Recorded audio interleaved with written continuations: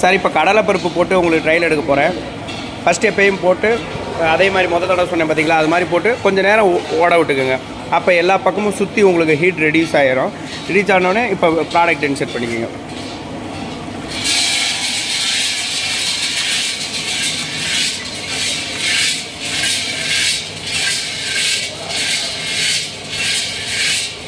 பருப்புக்கெல்லாம் heat பண்ணிவிட்டு நீங்கள் போட்டிங்கன்னா ஒரு 2 நிமிஷம் 1 நிமிஷம் அந்த பதம் பார்த்துக்கோங்க.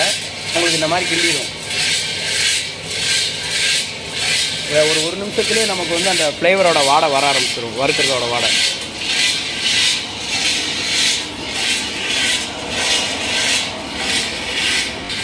ஓகே, வறுத்துருச்சு. கம்மியாக ப்ராடக்ட் பண்ணாலும் வேகமாக வறுத்துருச்சு. ஆஃப் பண்ணுறோம். அதே மாதிரி ஆஃப் பண்ணிக்கோங்க. நம்ம கேஸ் அடுப்பு யூஸ் பண்ணுற மாதிரி தான் சார். சுவிட்சை போட்டால் ஒர்க் ஆகும். யார் வேணாலும் ஈஸியாக யூஸ் பண்ணிக்கலாம்.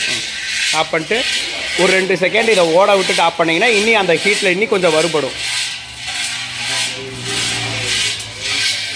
அப்படி ஆஃப் பண்ண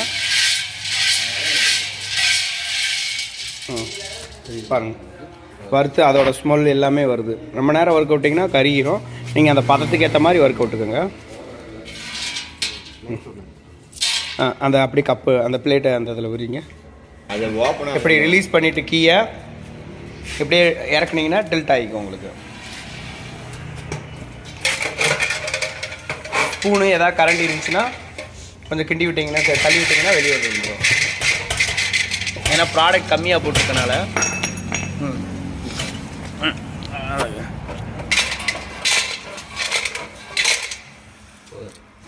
அவ்வளோதான். எங்கள் கடலைப்பருப்பு இருக்குது. இங்கே வறுத்தது காமிங்க. ஓகே, அந்த கருப்பு கருப்பாக இருக்குது பார்த்தீங்களா?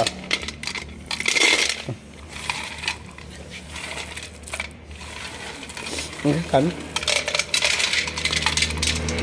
அந்த கருப்பு கருப்பாக இருக்கு பாருங்க, சுடுவோம். ஓகே, கரெக்டாக வறுத்துருச்சு.